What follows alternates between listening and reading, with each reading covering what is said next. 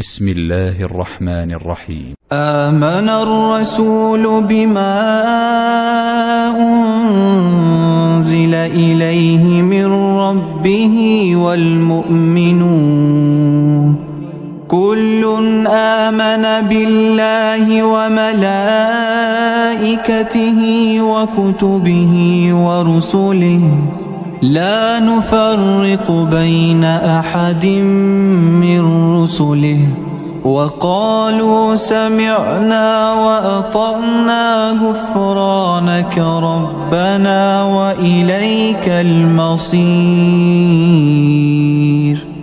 لا يكلف الله نفسا إلا وسعها لها ما كسبت وعليها ما اكتسبت ربنا لا تؤاخذنا